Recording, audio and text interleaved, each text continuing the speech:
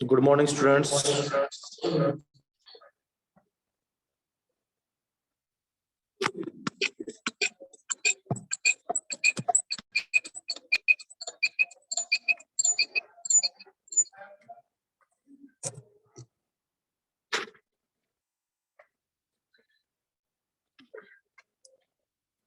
Good morning, students. Today we are going to discuss about Unit 3, Chapter 9, International Trade. Last classes में हम discuss कर चुके थे जो ट्रेड्स के जो ट्रेड्स किया जाता है थ्रू किसके किया जाता है आपका road by road transport, by railway transport, by air transport और कम्युनिकेशंस। तो उसी जो रोड ट्रांसपोर्ट्स रेलवे ट्रांसपोर्ट्स को हम डिस्कस किए थे इंटरनेशनल लेवल पे। तो ठीक ऐसे ही जो ट्रेड होगा उन्हीं रूट्स के थ्रू ये इंटरनेशनल ट्रेड्स होगा। तो इंटरनेशनल ट्रेड्स की शुरुआत कहाँ से होती है, इकोनॉमी में कैसे होती है, उसी को इस चैप्टर के अंदर डिस्कस करेंगे कि भाई जो ट्रेड होता है क्या, जिसको व्यापार बोल देते हैं। सॉरी।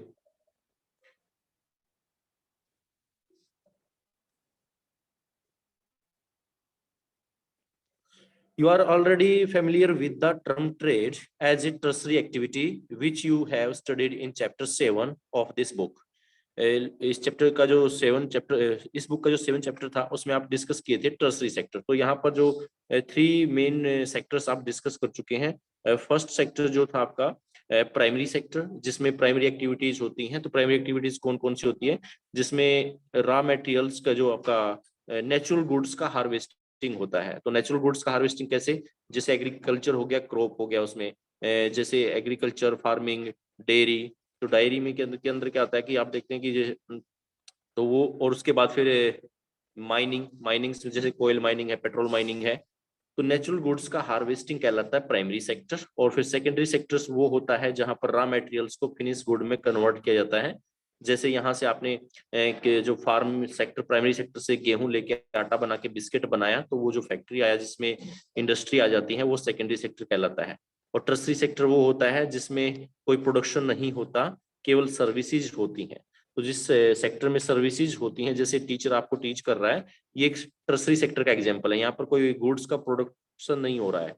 ओके, तो 3 सेक्टर कौन कौन से हैं, primary sector, secondary sector, tertiary sector. तो ये जो ट्रेड है आपका, ये एग्जांपल है किसका, ट्रेड जो एग्जांपल है टर्सरी सेक्टर का एग्जांपल है। You have that trade means the voluntary exchange of goods and service.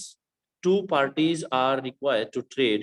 One person sell and the other purchase. तो ट्रेड्स के अंदर क्या होता है, वन पर्सन जो सेल करता है और सेकंड पर्सन क्या करता है, उसको परचेज करता है। तो उसी को क्या कहते हैं, ट्रेड कहते हैं। For both the parties trade is mutually beneficial. तो दोनों के लिए बेनिफिशियल होती है।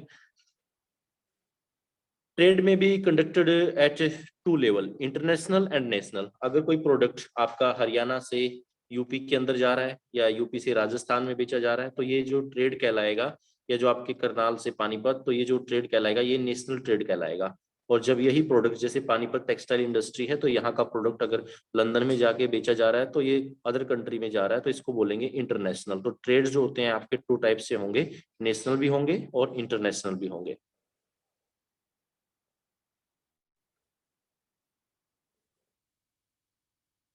International trade is exchange of goods and service among countries across national boundaries. Countries need to trade to obtain commodities they cannot produce themselves, or they can purchase elsewhere at the lower price. The initial form of trade in primitive societies was the barter system, where direct exchange of goods took place. In this system, if you were a potter and were in need of a plumber, you would have to look for a plumber who would be in need for or need of pots, and you would exchange your pots for his plumbing service. तो ये कह रहा है कि जैसे एक plumber होता है, तो प्लम्बर और एक सर्विस दे सकता है, और उसके बदले अगर उसको पोट्स, जो पानी रखने के लिए बर्तन होते हैं, वो चाहिए होते हैं, तो कुम्हार से वो बर्तन ले लेता है और वो अपनी सर्विस उसको एक्सचेंज कर देता है। जैसे अभी बार्टर सिस्टम जो शुरुआत, इनिशियल जो स्टेज थी, तो इनिशियल स्टेज में ट्रेड कैसे होता था, एज ए बार्टर सिस्टम होता था। बार्टर सिस्टम मीन्स होता है गुड्स का एक्सचेंज होना, मनी नहीं था। तो मनी के आने के बाद, जब मार्केट में मनी आया, तो मनी के आने के बाद बार्टर सिस्टम क्या हो गया, गायब हो गया। तो पहले जैसे अभी भी बार्टर सिस्टम देखने को मिलता है कि भाई आप किसी पड़ोसी से जैसे बाजरा ले लेते हैं और बाजरे के बदले आप उनको चावल दे देते हैं, तो वो एक्सचेंज कर लेते हैं गुड्स का, जब एक्सचेंज करते हैं उसी को बार्टर सिस्टम बोलते हैं। तो अगर बार्टर सिस्टम होता तो स्कूल में कैसे होता, अभी जैसे आप स्कूल की फी पे करते हैं तो मनी में पे करते हैं। अगर मान लो आपके पिताजी कुम्हार हैं, तो अगर स्कूल वालों को फी पे करनी हो तो वो स्कूल वालों को क्या बोल देगा कि मैं आपको पानी के जो मटके होते हैं वो दे देता हूँ स्कूल की फी के कंपेयर अगेंस्ट में, तो वो जो कहलाएगा वो एक बार्टर सिस्टम कहलाएगा। तो ठीक है, ऐसे ही अगर किसान के बेटे हैं तो वो कहेगा जी मैं गेहूं ला के दे देता हूँ आपको मेरे बच्चे की फीस के। तो ये बार्टर सिस्टम के एग्जाम्पल है। तो ये इनिशियल स्टेज में बार्टर सिस्टम से शुरुआत होती है, फिर मनी आ जाता है, और मनी एक्सचेंज होने के थ्रू फिर वो जो ट्रेड है एक मीडिएटर बन जाता है मनी एक्सचेंज करने में गुड्स के। The difficulties of barter system were overcome by the introduction of money in the olden time before paper and coin currency. The difficulties of barter system were overcome by the introduction of money. तो जब money का introduction हुआ market के अंदर, तो जो आपका barter system है वो गायब होता चला गया।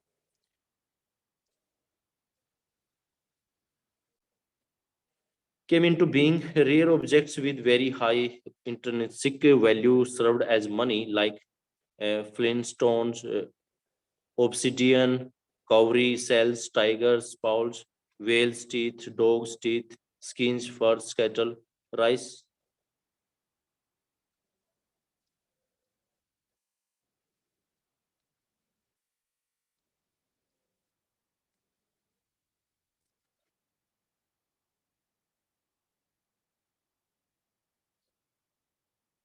Now we start history of international trade. In ancient times, transporting goods over long distance was risky. Hence, trade was restricted to local markets. People then spent most of their resources on basic necessities, foods, and clothes. Only the rich people bought jewelry, costly dress, and this resulted in a trade of luxury items. The Silk Route is an earlier example of long distance trade connecting Rome to China along the 6,000-kilometer route. The trade transports Chinese silk, Roman wool, and precious metals and many other high value commodities from intermediate point in India, Persia and Central Asia. तो जैसे कि आज जो last classes में आप history पढ़े थे, तो हिस्ट्री में एक डिस्कस किए थे क्लास के अंदर कि भाई जो सिल्क रूट होता है, तो सिल्क रूट जो सबसे पहले एक एग्जांपल है इंटरनेशनल ट्रेड्स का, जहां पर एक कंट्री का प्रोडक्ट सेकंड जो कंट्री को प्रोवाइड किया जाता है। तो एक सिल्क रूट जो लास्ट क्लास में हमने आपके जो रूट्स डिस्कस किए थे, रेलवे जो कनेक्टिविटी है वहीं से एक सिल्क रूट होता था।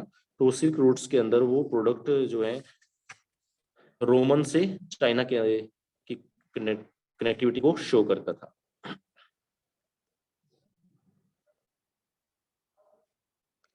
After the disintegration of Roman Empire, European commerce grew during 12th and 13th century with the development of ocean-going warships. Trades between Europe and Asia grew and the Americas were discovered.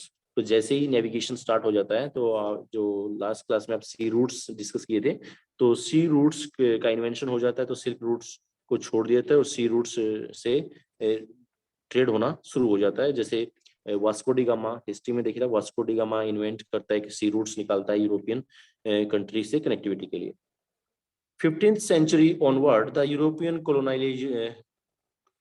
colonialism beginning, and along with the trade of exotic commodities, a new form of trade emerged which was called slave trades. तो slave trades जैसे किसी जो आप movies वगैरह वगैरह देखते होंगे तो स्लेव्स को खरीदा जाता था। तो स्लेव्स वो होते थे जो काफी हेल्थ जो फिजिकल तरीके से काफी मजबूत होते थे, तो उनको सेना में भर्ती किया जाता, अपनी सेना को स्ट्रॉन्ग किया जाता था, या उनसे घर के जो है काफी सारे काम कराए जाते, तो उसको एक स्लेव ट्रेड्स के तौर पे इंटरनेशनल ट्रेड शुरू हो जाता है। तो एक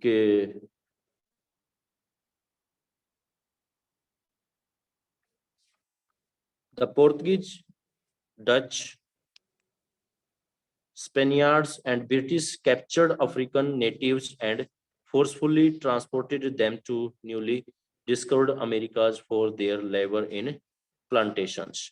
तो अफ्रीका कॉन्टिनेंट्स आप देखेंगे तो अफ्रीका कॉन्टिनेंट्स में काफी फिजिकली हेल्दी जो है ह्यूमन जो पावर पाई जाती है, तो ह्यूमन पावर्स को यूज किया गया था अमेरिकन के द्वारा।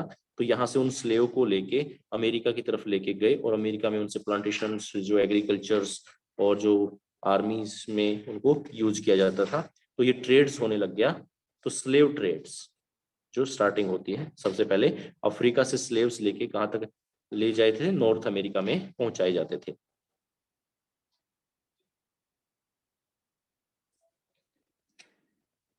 Slave trade was a lucrative business. Means slave trade जो एक लुक्रेटिव मींस क्या होता है, काफी फायदे का सौदा, जो काफी फायदेमंद या प्रॉफिटेबल बिजनेस था। For more than 200 years till it was abolished in Denmark in 1792। तो डेनमार्क में इसको जो है अबोलिश हटा दिया गया था। ये जो दास प्रथा थी, इस दास प्रथा को सबसे पहले डेनमार्क में 1792 में इसको अबोलिश कर दिया गया। ग्रेट ब्रिटेन में इसको 1807 में अबोलिश कर दिया गया। और यूनाइटेड स्टेट्स ने, अमेरिका ने इसको सबसे बाद में जो 1808 में इसको अबोलिश कर दिया गया कि जो स्लेव ट्रेड्स है ये नहीं होना चाहिए।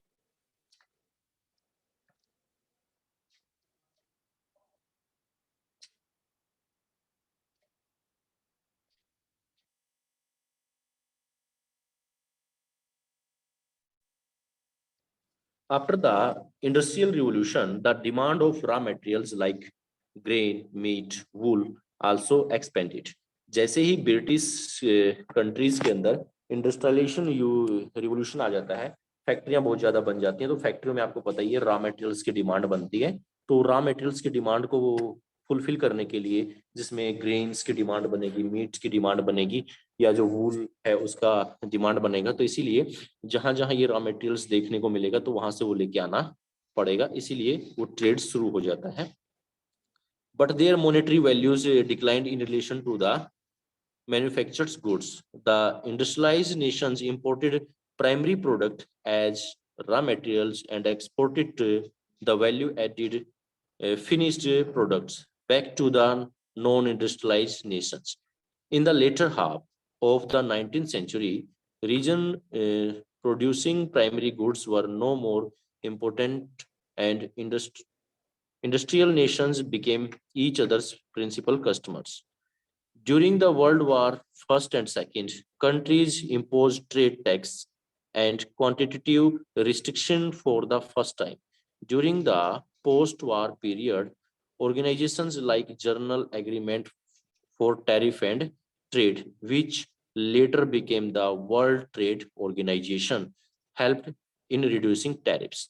तो जैसे ही वर्ल्ड वार फर्स्ट और सेकंड के बाद जब एक कंट्री दूसरे कंट्री से जो है, अब मान लो इंडिया से जो प्रोडक्ट है वो अमेरिका को जाएगा, तो यहाँ पर जो कंट्रीज ने क्या किया, काफी सारा जो टैक्सेशन, जो जिसको एक्साइज ड्यूटीज बोलते हैं आज की डेट में, तो वो टैक्सेस लगना शुरू कर दिए गए, टैरिफ्स लगाना शुरू कर दिया गया कि भाई ये जो प्रोडक्ट है अगर हम अदर कंट्री से मंगवाएंगे तो जो नेटिव कंट्री है उसमें जो प्रोडक्ट होता है तो उसकी डिमांड क्या हो जाएगी, कम हो जाएगी। तो उससे बचने के लिए कि कहीं से जब हम दूसरे कंट्री से अब प्रोडक्ट खरीद रहे हैं तो इसको भी फायदा हो रहा है क्योंकि इसको पैसे मिल रहे हैं, तो हमें भी कुछ ना कुछ फायदा हो, तो इसलिए उसके ऊपर टैरिफ्स लगाए जाते थे। तो ये टैरिफ्स जो सबसे पहले पॉइंट यहाँ पे नोट करना है आपने, जो आज की डेट में डब्ल्यूटीओ, तो डब्ल्यूटीओ क्या है, वर्ल्ड ट्रेड ऑर्गेनाइजेशन है एक,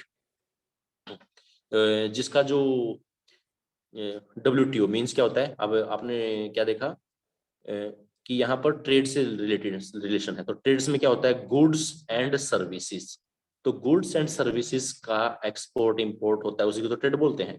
तो यहाँ से कीवर्ड्स निकल के आया, गुड्स मीन जी और से सर्विस मीन्स एस। तो यहाँ पर जी से याद रखेंगे जनेवा, क्या याद रखेंगे, जनेवा, और एस से क्या याद रखेंगे, Switzerland.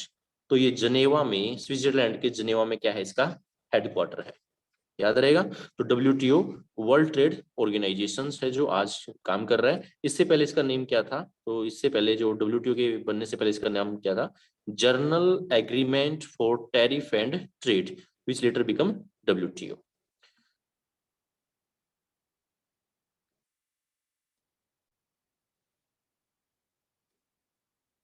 Why does international trade exist?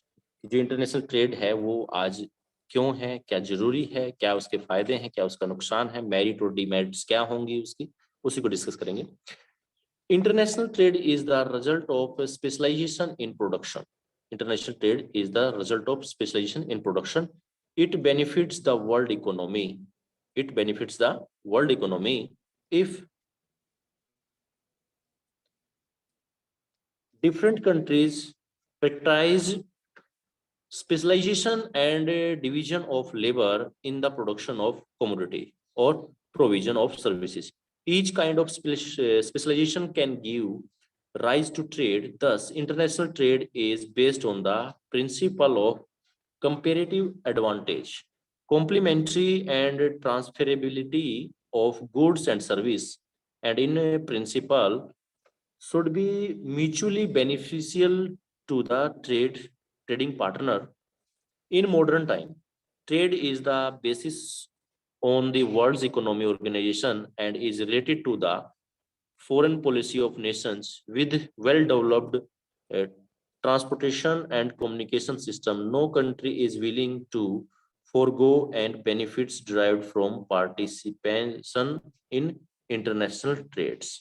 तो जो एक कंट्री है, जैसे आज का अगर मॉडर्न टाइम देख ले तो जैसे चाइना, चाइना का मोबाइल जैसे आपके जो प्रोडक्शन है, तो मोबाइल में इसने चाइना ने क्या कर लिया है, तो इसके पास टेक्नोलॉजी का एडवांटेज है मोबाइल के सेक्टर में। तो ये इसका जो प्रोडक्शन है, तो इसने क्या बना दिया, एक हब बना दिया है वहां पर। तो जो प्रोडक्शन इनपुट कॉस्ट है वो सबसे कम आती है, तो वहां पर मोबाइल बनाना क्या है, आसान है। तो जैसे अब मैं आपको पढ़ा रहा हूँ, तो अगर जो बच्चे हमसे अभी पढ़ रहे हैं, तो एक बच्चे को एक्स्ट्रा और जोड़ देंगे, तो वो क्या होगा कि हमारे लिए कोई नुकसान नहीं होगा, लेकिन उस बच्चे को क्या होगा, एक फ्री में एक एजुकेशन मिल जाएगा। तो ठीक ऐसे ही जब एक लोकेशन पे हब बन जाता है, तो उस हब बनने पे जो इनपुट कॉस्ट है वो लो हो जाती है। इसीलिए आज की डेट में जो सबसे ज्यादा जो मोबाइल फोन बनाए जाते हैं, तो आप देखोगे जो एसेसरी बनाई जाती है, तो चाइना ने एक हब क्रिएट कर दिया है। तो इनपुट कॉस्ट कम होने की वजह से, तो जो आईफोन है, तो आईफोन को भी अपना जो एसेसरी है, चार्जर है, वो कहाँ से बनवाने पड़ रहे हैं, चाइना से। तो मेड इन चाइना क्यों, क्योंकि वहां से उसकी कॉस्ट बहुत कम आती है। तो एक हब बनाने से वो कॉस्ट कम हो जाती है। तो ठीक ऐसे ही कुछ कंट्रियों के पास स्पेशल एक टेक्नोलॉजी है, जैसे जापान के पास मेट्रो ट्रेन बनाने का एक स्पेशल टेक्नोलॉजी है। अगर इंडिया मेट्रो ट्रेन खुद बनाएगा तो काफी कॉस्टली पड़ेगा उसको, तो वो हम किससे ले लेते हैं, जापान से ले लेते हैं। और उससे हमें बेनिफिट क्या होता है, हम उस पर टैरिफ एंड टैक्स लगा देते हैं। तो टैरिफ एंड टैक्स लग के इंडिया को भी इनकम हो जाती है और मेट्रो ट्रेन देखने को मिल जाती है। तो ठीक ऐसे ही क्या करते हैं हम, टेक्नोलॉजी एडवांटेज का फायदा लेते हैं। तो जो टेक्नोलॉजी मान लो जापान के पास है, और वो टेक्नोलॉजी अपने पास आने में काफी टाइम लगेगा, लेकिन हम उसकी टेक्नोलॉजी को यूज कर रहे हैं ट्रेड के थ्रू। तो उससे हमने क्या ले लिया, मेट्रो ट्रेन ले लिया। तो उसको हमने क्या बेचा था, लोहा बेचा था। लास्ट क्लासेस में जब मिनरल्स वाला टॉपिक पढ़े थे, तो उसमें हमने देखा था आयरन, तो हमने उनको लोहा बेचा था। जो इंडिया का प्रोडक्शन होता है आयरन का, तो हम 55% जो आयरन का प्रोडक्शन होता है वो किसको बेच देते हैं, जापान को। तो जापान उससे मेट्रो बना के आपको दे देता है। तो यहाँ पर क्या हो रहा है, डबल बेनिफिट हो रहा है। कैसे बेनिफिट हो रहा है, तो आपको टेक्नोलॉजी मिल गया जापान का, लेकिन नुकसान क्या हुआ इंडिया को, क्योंकि अगर वो उसी लोहे से हम मेट्रो ट्रेन यहाँ बनाते, तो इंडिया को क्या मिलता, एम्प्लॉयमेंट मिलता। तो एम्प्लॉयमेंट यहाँ क्रिएट नहीं हो रहा है। एम्प्लॉयमेंट कहाँ क्रिएट हो रहा है, जापान में एम्प्लॉयमेंट क्रिएट हो रहा है, तो वो जापान को भी फायदा हो रहा है। तो ट्रेड में बोथ कंट्री क्या होते हैं, बेनिफिशियल होते हैं। तो बेनिफिशियरी होते हैं दोनों के दोनों, कहीं ना कहीं उनको बेनिफिट नजर आता है। तो हमें टेक्नोलॉजी मिल गई। तो ठीक ऐसे ही इंडिया जो टेक्नोलॉजी के मामले में, जैसे मंगलयान की बात करते हैं, तो वहां पर सबसे ज्यादा इनकम ले रहा है। तो जो सैटेलाइट लॉन्चर हैं, पीएसएलवी, जीएसएलवी, तो इंडिया की जो काफी किफायती सर्विस, बहुत सस्ती सर्विस है, इसीलिए इंडिया वहां से इनकम जनरेट कर रहा है। तो यहाँ पर एक देश को दूसरे देश के साथ ट्रेड करने से टेक्नोलॉजी का ट्रांसफर होता है। तो कोई ना कोई टेक्नोलॉजी अपने पास भी बहुत अच्छी है जो हम अदर कंट्री को बेच रहे हैं। तो जैसे आप देखते हैं सैटेलाइट को लॉन्च करते हैं, तो इंडिया का जो सैटेलाइट लॉन्चर व्हीकल है वो सबसे इकोनॉमिक वे में पड़ता है। तो इसीलिए आपने सुना होगा न्यूज में कि भाई रसिया का जो है सैटेलाइट्स लॉन्च कर रहा है इंडिया। ओके,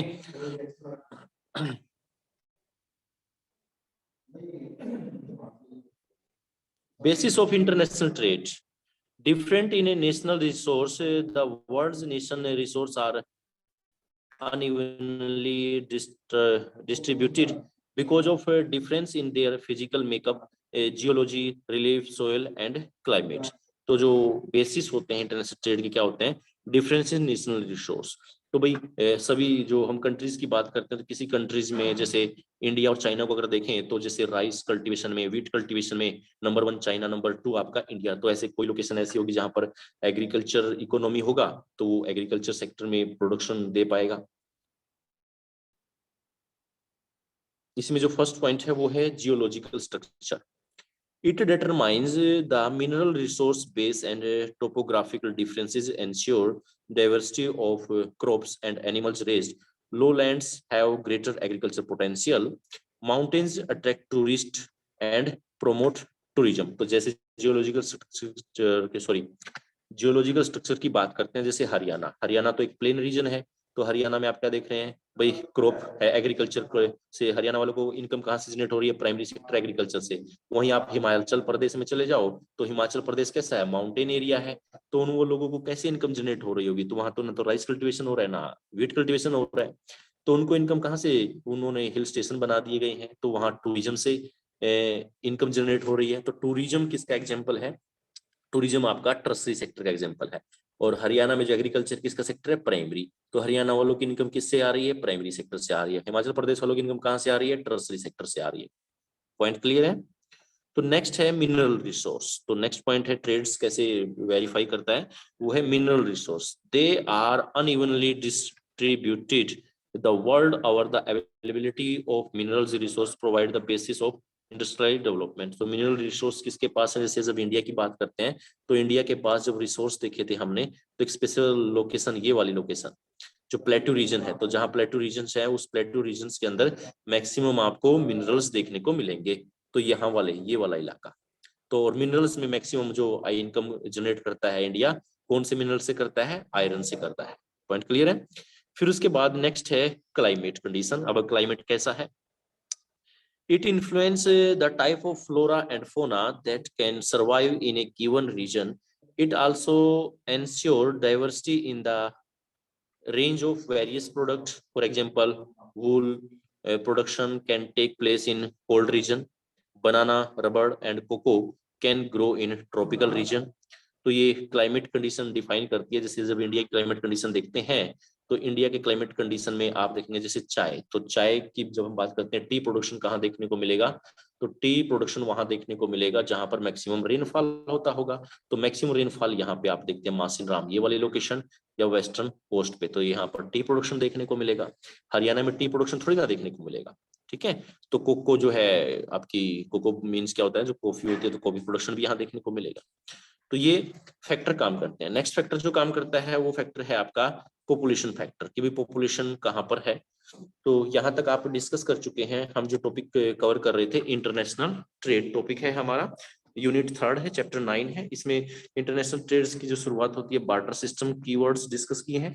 बार्टर सिस्टम में क्या होता है, एक्सचेंज ऑफ गुड्स होता है, नॉट मनी। और जैसे ही मनी मार्केट में इंट्रोड्यूस हो जाता है तो उसके इंट्रोड्यूस होने के बाद फिर इंटरनेशनल ट्रेड्स को ग्रोथ मिल जाती है, आप प्रोडक्शन कहीं से और कहीं तक खरीद सकते हैं।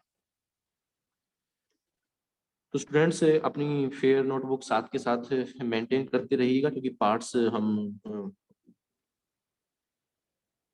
अकॉर्डिंग टू डे के हिसाब से हमें के पार्ट्स को लेके चल रहे हैं, उसको अभी साथ के साथ करते रहेंगे तो आसान रहेगा। इकट्ठा मेंटेन करने में काफी दिक्कत आएंगे आपको। और लास्ट जो चैप्टर है उनकी बुक्स को भी आप मेंटेन कर चुके होंगे। अभी 2 टॉपिक रहते हैं आपको, उन 2 टॉपिक को कवर करने के बाद फिर हम एक रिवीजन क्लास लेके चलेंगे, एमसीक्यूज पूछेंगे फिर आपसे लाइव क्लास के अंदर। तो जब तक फिर नोट बुक मेंटेन नहीं होगी तो कैसे आप एमसीक्यूज को कवर कर पाएंगे, ठीक है। और due to this pandemic season you have to stay home, stay safe and study with Surendra. Now the topic is complete. Thanks for watching this video. Have a nice day.